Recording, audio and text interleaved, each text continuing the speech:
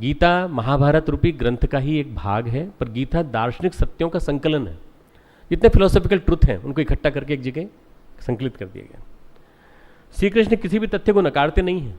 गीता में श्री कृष्ण बड़े पॉजिटिव हैं। वे कहते हैं उच्चतर जीवन के लिए अभिप्सा पैदा करनी है हमको, उच्चतम जीवन जीने के लिए अभिप्सा, aspiration to live higher life. एक ऐसे जीवन में इच्छा पैदा हो जाए, कि हम ऊंचा जीवन अपने जीवन में अंगीकार करें। इसमें उपदेशक श्रोत कौन है? श्री कृष्ण। श्रोता कौन है? अर्जुन। ये पूर्व काल में नारायण और नर के रूप में जन्मे थे। पूर्व काल में नारायण थे भगवान कृष्ण और नर थे अर्जुन। बद्रिकाश्रम में तप किया था।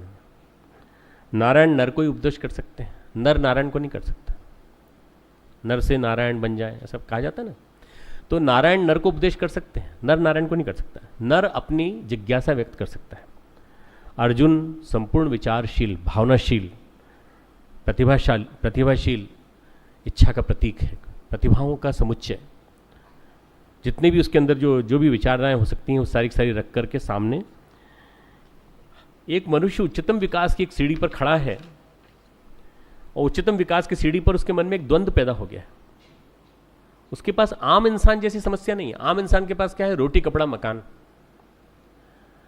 विश्वविद्यालय से पास होंगे तो नौकरी चाहिए। रोटी, कपड़ा, मकान एक आम आदमी की समस्या है। और अर्जुन की समस्या क्या है? अर्जुन की समस्या है कि मुझे ऊंचा उठना है, मुझे ऊंचा उठने के लिए युद्ध उपाय नजर नहीं आ रहा। ये युद्ध की जो बात कही जा रही है ये मुझे समझ में नहीं आ रहा। अर्जुन नर मानव शरीर का है, न नर पशु है, न नर कीटक है, न नर। गुरुदेव ने 5 योनियां बताई हैं। नर कीटक, नर पशु, नर पिशाच, नर मानव, देव मानव। इसके बाद की योनियां जो है अवतार, पैगंबर, देवदूत, जितने भी सब इसके ऊपर की योनियां। नर मानव भी संपूर्ण नहीं है। अर्जुन नर कीटक नहीं है, नर पिशाच नहीं है, नर पशु नहीं है, देव मानव भी नहीं बना है। नर मानव से देव मानव बनने की यात्रा है, पर अभी नर मानव पूरा नहीं बन पाया। गीता नर मानव को समग्र बनाने की और नर मानव से देव मानव बनने की महायात्रा है। नर मानव, नर तनधारी मानव, नर के चोले में मनुष्य कैसे अपने आप को समग्र बना ले, इसकी यात्रा है। अर्जुन के अंदर द्वंद्व हैं, कुंठाएं हैं, तनाव है। आज के आम युवा में भी यही समस्या है। कुंठा, द्वंद्व, ड्यूअलिटी। ये करें कि ये करें, पैसा कमाएं कि आध्यात्मिक क्षेत्र में जाएं, मन की शांति के लिए जाएं या समृद्धि के लिए जाएं। ये द्वंद्व हर एक के मन में बैठा हुआ है। इसी की वजह से तनाव पैदा होता है। तनाव की वजह से जीवन शैली गड़बड़ा जाती है। जीवन शैली गड़बड़ाने से रोग होने लगते हैं। महत्वाकांक्षाएं भी आज हैं, वासनाएं भी हैं। अर्जुन मर्यादाओं का अतिक्रमण भी नहीं करता, पर उसे हर पल शास्त्र, मर्यादाएं, सामाजिक धर्म सब कुछ याद है, उसको पूरा पूरा याद है। उसका कारण है क्योंकि अर्जुन और कृष्ण की पहली मुलाकात नहीं है। अर्जुन और कृष्ण पहले भी मिल चुके हैं। मैंने बताया ना, नर और नारायण के बीच रूप में मिल चुके हैं। और भगवान कृष्ण ने एक बात कही है गीता में, जन्म कर्म च मे दिव्यम एवं यो वेत्ति तत्व। अध्याय 4 9वां श्लोक है। जन्म कर्म च मे दिव्यम एवं यो वेत्ति तत्वतः त्यक्त्वा देहम पुनर्जन्म न इति मामेति सो अर्जुन। गीता को पढ़ने का एक छोटा सा सूत्र बताता हूं। अगर संस्कृत पढ़ी हो थोड़ी सी भी तो संधि विग्रह करके पढ़ना सीखना, तो समझ में आ जाएगा। नैति समझ में नहीं आएगा, पर न इति समझ में आ जाएगा। समझ में आ गया कि नहीं?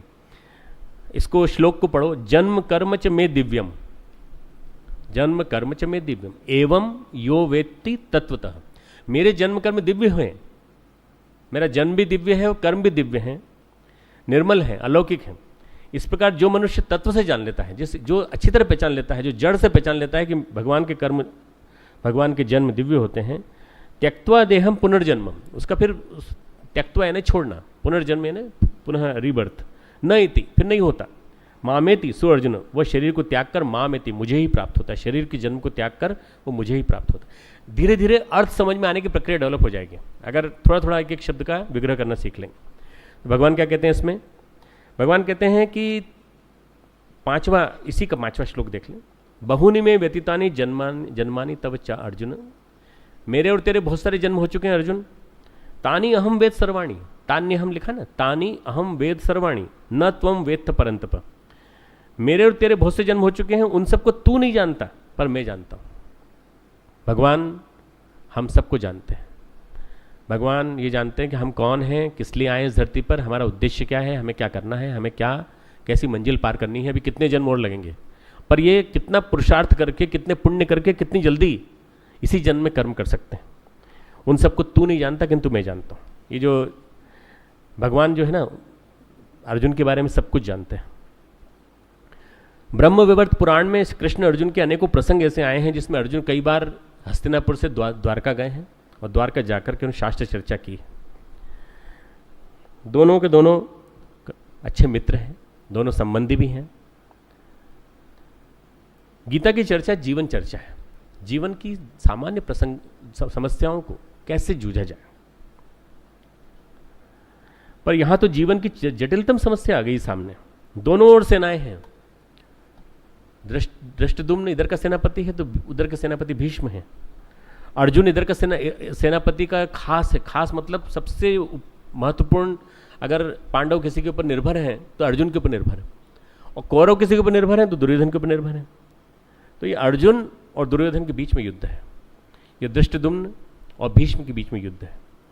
लोभी, कुटिल और धूर्त दुश्मन सामने खड़े हुए हैं, अर्जुन का सामना है। कई अच्छे व्यक्ति बुराई के पक्ष में खड़े हैं, नैतिक व्यक्ति हैं। ये द्वंद्व है नैतिकता के बीच में, आध्यात्मिकता के बीच में, सामाजिकता के बीच में। अर्जुन को चुनना है आध्यात्मिकता को परंपरा की तुलना में। परंपरा आड़े आ रही है, परंपरा बीच बीच में बाधा डाल रही है। क्यों? जैसे ही सामने युद्ध दिखाई पड़ा, जैसे ही उसने कहा भगवान कृष्ण से आप दोनों के बीच में युद्ध, मेरा रथ जाके खड़ा करिए, रथ खड़ा करते ही अर्जुन परेशान हो जाता है। उसको सारे रिश्तेदार दिखाई पड़ते हैं, मोहग्रस्त हो जाता है, अपनी कमजोरी दिखाई पड़ती है, मैं इनको नहीं मार सकता। सारी परंपराओं की दुहाई देने लगता है, और परंपराओं की दुहाई देने लगता है, बार बार कहता है कि युद्ध करेंगे तो किससे? अपने संबंधियों से। परंपरा कहती है कि घर की बात घर में दब जाए तो अच्छा है। विवेक कहता है कि नीति के पक्ष में चलो। परम पूज्य गुरुदेव ने कहा परंपराओं की तुलना में विवेक को महत्व देंगे। भगवान कृष्ण कह रहे हैं कि नीति और अनीति के बीच में युद्ध है, धर्म और अधर्म के बीच में युद्ध है, रिश्तेदारों और रिश्तेदारों के बीच में युद्ध नहीं है। इसमें कई लोग ऐसे हैं जो बहुत अच्छे हैं पर उस तरफ खड़े हैं। कृपाचार्य हैं, विदुर हैं, भीष्म हैं, कर्ण है, अच्छे से बहुत अच्छे लोग हैं, पर कोई ना कोई एकाध कोई कमी उनके अंदर ऐसी है जिसकी वजह से उधर खड़े हैं, नीति के साथ अनीति के साथ खड़े हैं। अर्जुन को कृष्ण की विवेक वाणी है गीता, विवेक की वाणी है गीता।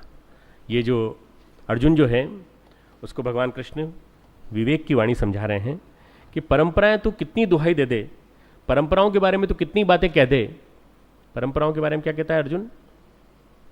पहला अध्याय, और पहले अध्याय में कुलक्षय कृतम दोषम प्रपश्यत भी जनार्दन, कुल के नाश से उत्पन्न दोष को जानने वाले हम लोगों को इस पाप से हट जाना चाहिए। ये जो हम मारने वारने जा रहे हैं, लड़ने वड़ने जा रहे हैं, पाप है, इस पाप से हमको बच जाना चाहिए। कुल के नाश से, कुलक्षय प्रणश्यंती, कुल के नाश से सब कुछ नष्ट हो जाएगा। प्रणश्यंती ने नष्ट हो जाना। कुल धर्मः सनातनः, कुल धर्म नष्ट हो जाता है।